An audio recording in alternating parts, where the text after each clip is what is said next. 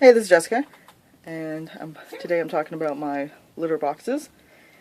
These are the two boxes that I have in my cage, which hold my, well, pretty much like underneath my hay bags. These are clean, I just wash them. All I do is every few days I dump the hay in the litter and I wash it in the sink with detergent. Lately I've been using antibacterial dish soap. I usually use the Critter Care, which I've talked about before, but I've noticed that the odor control on that stuff's pretty bad. Like, it starts to smell like right away. So, and I've heard other people talk about how it basically just makes smells worse. So I'm gonna go and try this, yesterday's news. I've had this before. I used to use it when I first got Trixie and Abby. I used to use it underneath, like, in the litter box. I'd put a layer down and then I'd put some more shavings on top because I didn't really want them walking on it. But I'm not too worried about that. I'm just gonna do the layer of this. And they usually pull out hay right away anyway, so they probably won't really be feeling it. But this stuff is the unscented, and it is apparently a softer texture. I didn't know that they made a new softer textured one. I think in the long run this will be cheaper too, because this is a 26.4 pound bag and we paid $13 for it at Walmart. So that's pretty good. And here's the litter box is usually here. So I'm going to vacuum quickly this before I put the boxes in. I'm going to open this bag. Ooh, it's heavy.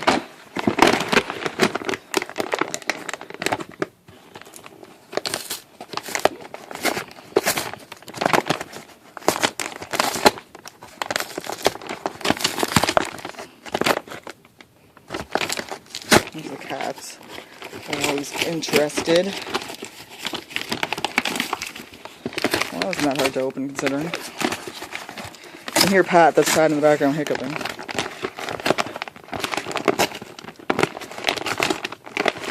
Okay, so there's the pellets. I don't really feel how they're softer, but okay. Feel the same to me, but maybe I always got the softer ones. I don't know. This is just a scoop, like a food scoop, but I've always used it for this stuff.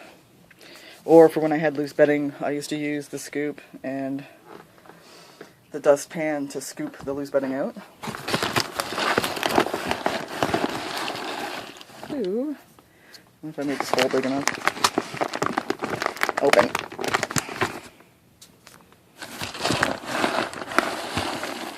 Oh, it doesn't really work.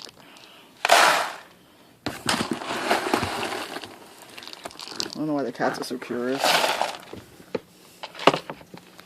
Oh, I was gonna say Fry was right beside me. I was gonna show you Fry, because he's the less social one. What? It's not litter boxes for you. Get out. No litter box for you. You have a bigger one.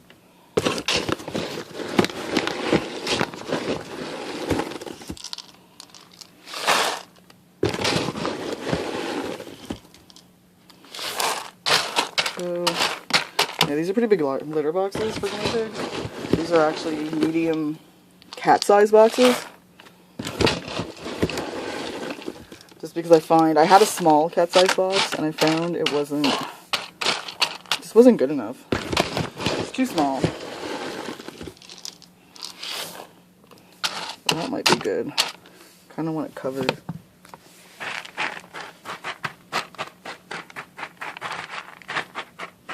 I don't want to put too much in because I'm planning on changing it more often to keep the smell down.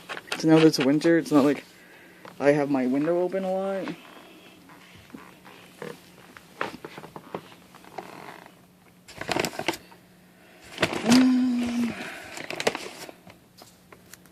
So I will do the other one and come back. So they're both full, and added a little bit more because I don't know how much to use at first, so we'll see.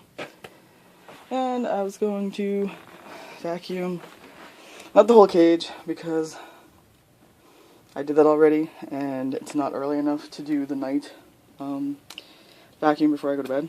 So I'm just going to do here, because this is where I don't want to put the boxes on top of the poop. I am going to vacuum on camera because I've never done that, I don't think. I have had people ask, oh, can you show me how you clean your cage? And I've never really done it. And also, you don't usually see, I don't know why I sound like I'm out of breath. I feel like I've been running around, but I haven't been. But I've been running up and down the stairs though, so I'm going to use the vacuum to also show you how easy it is instead of using a brush and a broom pan. I just think that's really ridiculous, to be honest. I tried that once when I first got my fleas, and I hated it, so I always use my shop vac. And you don't see videos with people using their shop vac, so I'm going to do that now. It's going to be loud. If you have a headset on or something, turn down the volume now.